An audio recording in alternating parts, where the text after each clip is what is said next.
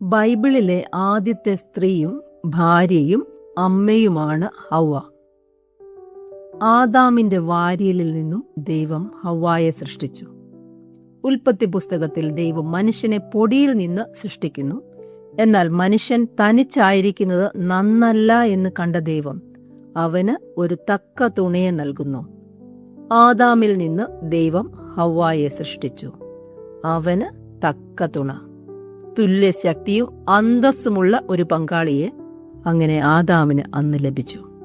Eden തോട്ടത്തിൽ ജീവിച്ച ആദാമിനോടും ഹവ്വായോടും നന്മ തിന്മകളെക്കുറിച്ചുള്ള അറിവിന്റെ വൃക്ഷത്തിൽ നിന്ന് ഭക്ഷിക്കരുത് എന്ന് ദൈവം നിർദ്ദേശിച്ചു. ഒരു സർപ്പത്തിന്റെ രൂപത്തിലെത്തിയ സാത്താൻ ദൈവകൽപ്പനയെ ചോദ്യം ചെയ്തുകൊണ്ട് ഹവ്വായെ പ്രലോഭിപ്പിക്കുന്നു. പ്രലോഭനത്തിൽ വീണ ഹവ്വ പഴം കഴിക്കുന്നു, ആദാമിനും നൽകുന്നു.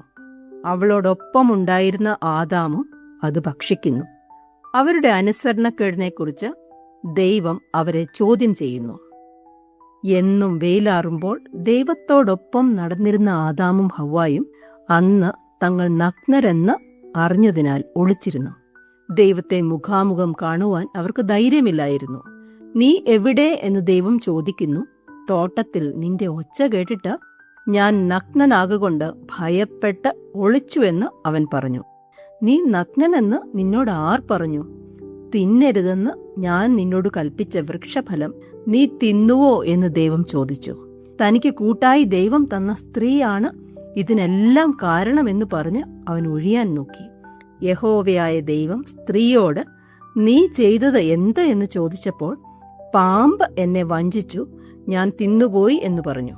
യഹോവയായ ദൈവം പാമ്പിനോട് നീ ഇത് ചെയ്യുക കൊണ്ട് എല്ലാ കന്നുകാലികളിലും കാട്ടുമൃഗങ്ങളിലും വെച്ച് നീ ശപിക്കപ്പെട്ടിരിക്കുന്നു.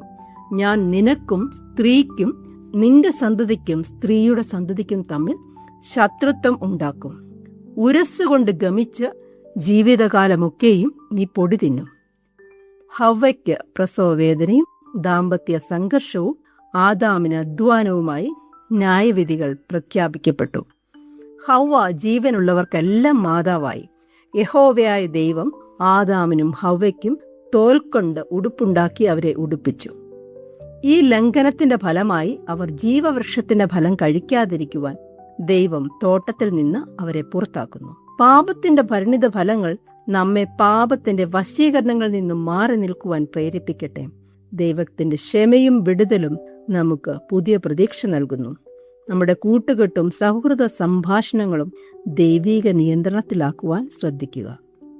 ഞങ്ങളെ വിളിക്കുവാൻ ആഗ്രഹിക്കുന്നുവെങ്കിൽ 0988-22-1957 എന്ന നമ്പർ ഉപയോഗിക്കുക. എല്ലാ ബുധനാഴ്ചകളിലും വെള്ളിയാഴ്ചയും രാവിലെ 11 മുതൽ 12 മണി വരെയുള്ള സമയം ഞങ്ങൾ നിങ്ങൾക്കായി പ്രാർത്ഥിക്കുന്നു. പ്രാർത്ഥനയ്ക്കായി വിളിക്കേണ്ട ഫോൺ നമ്പർ 079960010203.